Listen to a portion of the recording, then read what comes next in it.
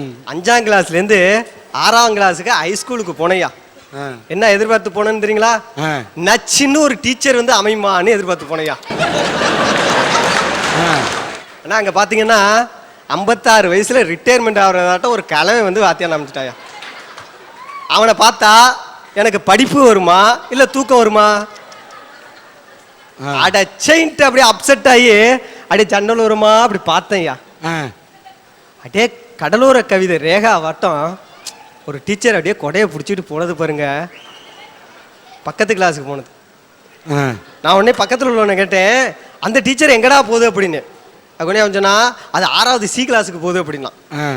அப்போ நான் படிக்கிறது என்ன கிளாஸ்ரா அப்படின்னு. நீ 6வது பி கிளாஸ் படிக்கிற அப்படின்னா. உடனே அப்பன்ட்டு ஒரு பிட்டை போட்ட பாருங்க. அப்பா அந்த வாத்தியா நம்ம குடும்பத்தை பற்றி தப்பாகவே பேசுகிறான், உன்னை ப்ராடுங்கிறான், நம்மள முள்ள மாதிரிங்கிறான், எவ்வளோதோ சொல்லி பார்த்தேன். அப்பனுக்கு கோபமே வரல. எப்படி வரும்?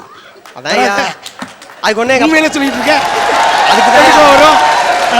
அப்பா நீ வந்து அந்த அடுத்த கிளாஸ்ல சேர்த்துட்டு நான் பள்ளிக்கூடத்துக்கே போவேன் அப்படின்னு உடனே அதுக்கு எங்கள் அப்பா தலையில அடிச்சுட்டு மறுநாள் அந்த டீச்சர் வீட்டில் சேர்த்துடுச்சு.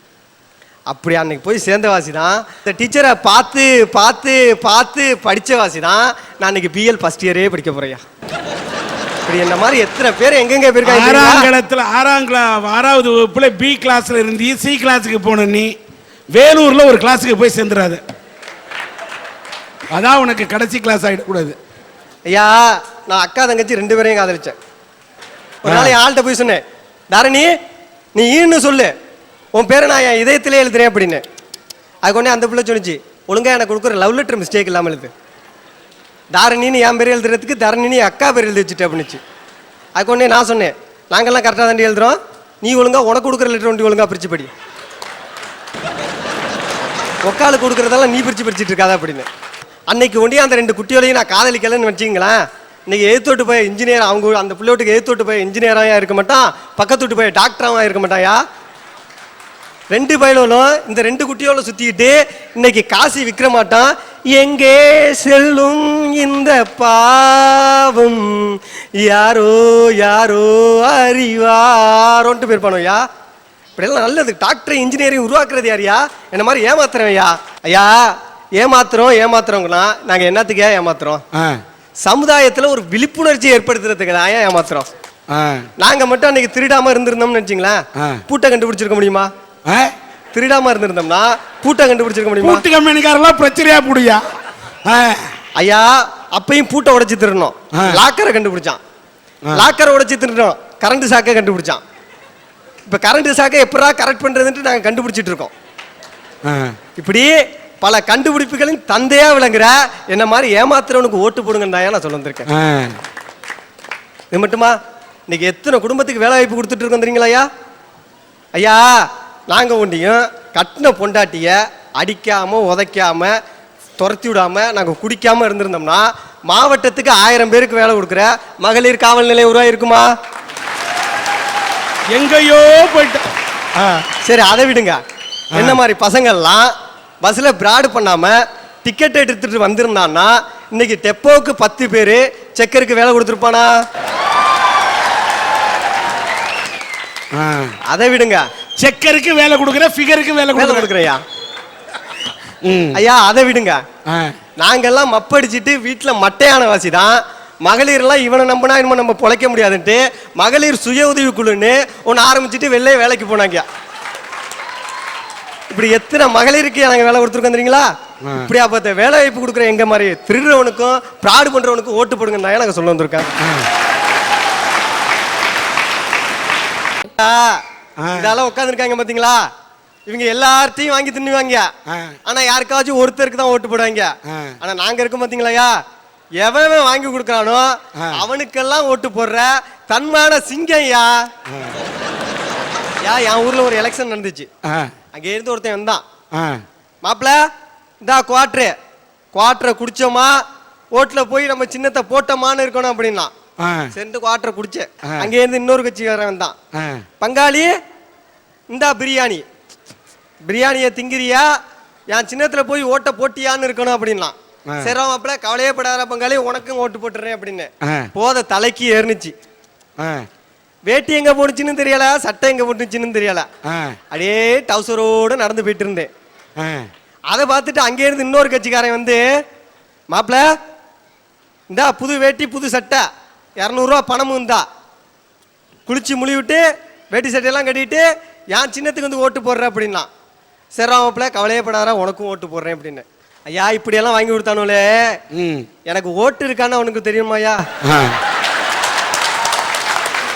அதனால தானே அவன் கட்சி நடத்துறான். ஐயா இந்த பையனுக்கு ஓட்டு இருக்கோ இல்லையோ ஐயா, 9 மணிக்கு வீட்டுக்கு போறாங்க. அவங்க அப்பா சொல்றாரு, 9 மணிக்கு வராண்டின்னு அவங்க அம்மா அப்பா சொல்றாரு. அந்த அம்மா சொல்லிச்சு போயிட்டு போகுது பச்சை புள்ளனுச்சு. அடுத்த நாள் 12 மணிக்கு வந்தாங்க. 12 மணிக்கு வந்தோடனே அவன் அம்மா அப்பா சொல்றாரு, 12 மணிக்கு வராண்டி, போயிட்டு போறான் பச்சை புள்ளனுச்சு அந்த அம்மா. ஒரு நாள் 1 மணிக்கு ஒரு பச்சை புள்ளையோட வந்துட்டான் ஐயா. அப்பேற்பட்ட ஆளி ஆயிவேன் ஐயா. நாங்கெல்லாம் குடிக்கிற குவாட்டருக்கும் திங்கிற பிரியாணி சோத்துக்கும் வாங்குற காசுக்கும் வஞ்சகம் பண்ணாத அன்பு நெஞ்சங்கள்யா. நாங்க குடிமகன்ற, உனக்கு பிடிச்சது குடின்ற. என்ன ஊர் உனக்கு? மன்னார்குடி சார். ஐயோ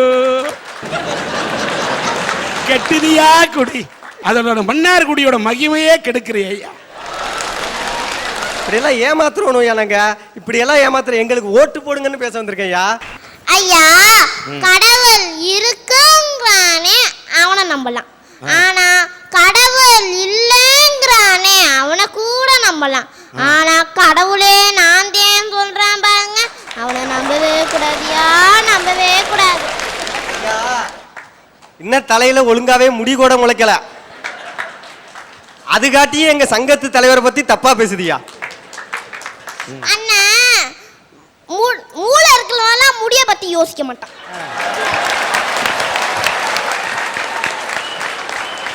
அவன் தான் என் ஊரைக்கு எடுத்து உலையில போடுறவன். இப்ப ஊருக்கு ஒரு சாமியார் கிளம்பிட்டாங்க, அந்த சாமியாருக்கு ஊருக்கு ஒரு மாமியார் கிளம்பிட்டாங்க. மாமியார் சாமியாருமா சேர்ந்து நம்ம ஆளை குழப்பதான் செய்யணும். நம்ம ஆளு போய் சாமியார் கிட்ட குடும்ப கஷ்டத்தை பத்தி எல்லாம் சொல்லுவான். உடனே அந்த சாமியார் சொல்லுவான், ஓ தம்பியே உனக்கு ஏவல் வச்சிருக்கான், ஓ அண்ணனே உனக்கு செய்வன வச்சிருக்கான் அப்படின்னு ஒரு லீல போட்டு 10,000 ரூபாய் 20,000 ரூபாய் 30,000 ரூபாய் கறந்து விட்டுவிட்டு கடைசியில 1 ரூபாய் தருவாயா. அந்த சாமியார் நினைச்சுப்பேன் கூட தாயத்து தருவான், குங்குமம் தருவான், அதெல்லாம் மறந்துட்ட, எல்லாம் தருவான்.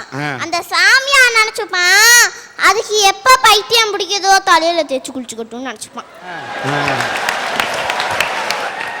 இந்த பைத்தியம் அந்த வீட்டை எடுத்துட்டு போய் நல்லா ஏமாந்து போகும். அப்படி ஏமாந்து போறாங்களே ஏமாளி பொதுமக்கள், அவங்களுக்கு தான் என்னோட ஓட்டு. அடுத்து இலவசம்னு ஒண்ணு கொடுக்குறான். நம்ம ஆள் இலவசமா கொடுத்தா எலி மருந்து கூட திம்பான், அது வேற விஷயம். ஃப்ரீயா கொடுத்தா ஃபினாயில கூட குடிக்கிறேன்றான். உனக்கு புரியுது, அவனுக்கு புரியலையே. ஆடி தள்ளுபடின்னு ஒண்ணு போடுறாங்க, அது ஆடி தள்ளுபடியா கேடி தள்ளுபடியான்னு யாருக்குமே தெரியல.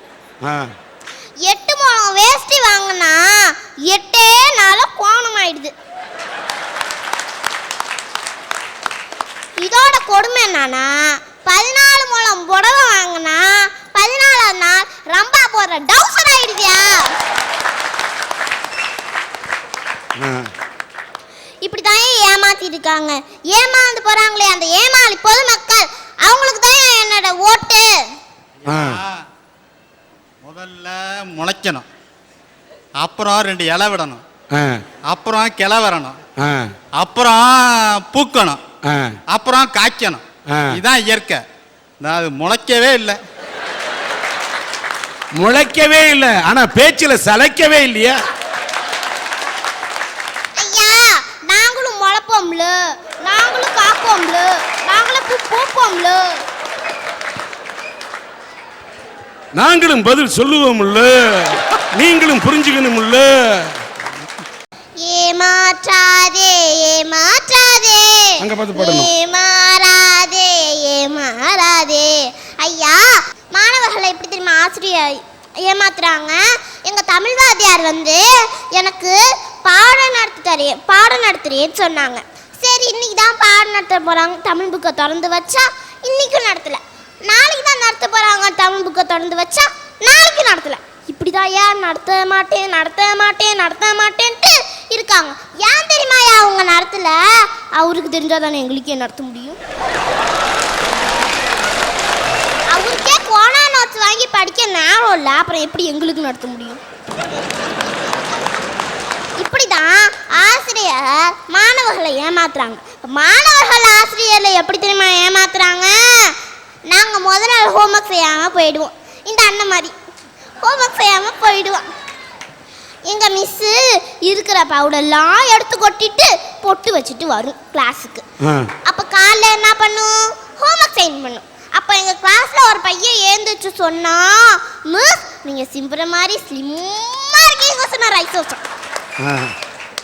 அது குண்டா இருக்கும், அது வேற விஷயம்.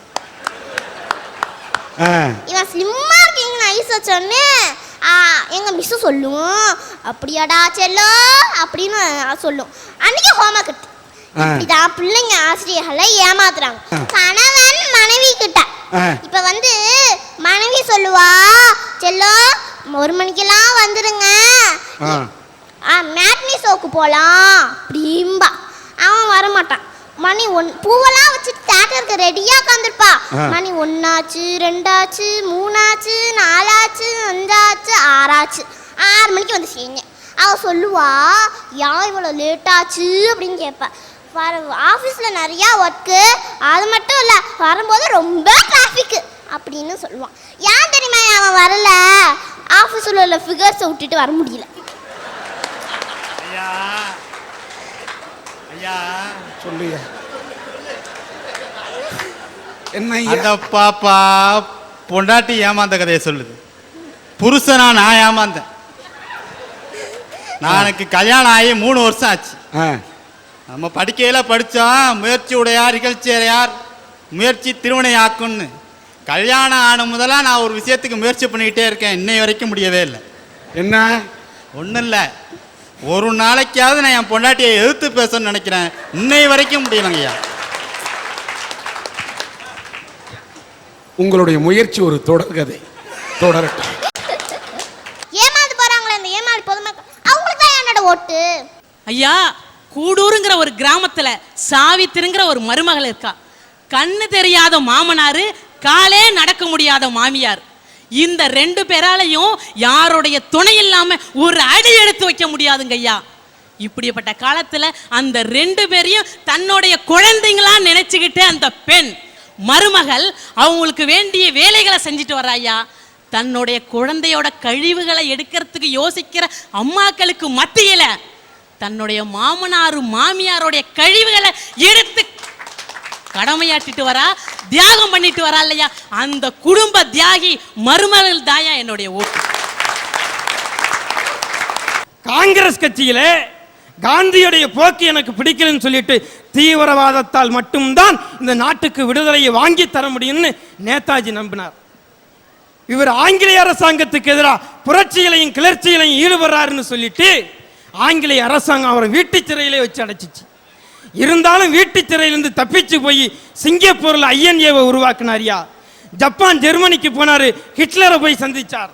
ஹிட்லர் கேட்டான் நேதாஜி கிட்ட, ஆங்கிலேய அரசாங்கத்தை எதிர்ப்பதற்கு உனக்கு படை வேணுமா, இல்லை ஆள் பலம் வேணுமா, ஆயுத பலம் வேணுமான்னு கேட்டான். அதுக்கு நேதாஜி சொன்னார், அதெல்லாம் எங்கள்கிட்ட ரொம்ப நிறையா இருக்கு, அப்புறம் ஏன் என்ன பார்க்க வந்தேன்னு கேட்டான். அதுக்கு நேதாஜி சொன்னார், நீ எழுதியிருக்கிய தி மெயின் கேம்ப்னு ஒரு புத்தகம், அந்த புத்தகத்தில் இந்தியர்கள் ஆங்கிலேயரிடம் அடிமைப்பட்டு கிடக்கிற உணர்வும் உணர்ச்சியும் இல்லாமல் ஒரு பிணத்தை போல கிடக்கிறான்னு என் நாட்டை பற்றி கேவலமாக எழுதுனியே, அந்த வாசகத்தை எடுக்கணும், அதை கேட்கறதுக்கு தான் வந்துட்டு வந்தேன்னு சொன்னான். ஹிட்லர் அடுத்த நிமிஷமே நேதாஜிக்கு சத்தியம் பண்ணி கொடுத்தான், இந்தியாவிலிருந்து ஒரு ஆண்மை மிக்க நேதாஜிங்கிற ஆம்பளையை நான் பார்த்த பிறகும் என்னுடைய வாசகம் அந்த புத்தகத்தில் இருக்கும்னு சொன்னா இதை விட கேவலம் எனக்கு வேற எதுவும் இல்லைன்னு சொல்லிட்டு அடுத்த முறை பதிப்பிக்கும் போது அந்த வாசகம் அந்த புத்தகத்தில் இருக்காதுன்னு சத்தியம் பண்ணி கொடுத்தான் நேதாஜிக்கு.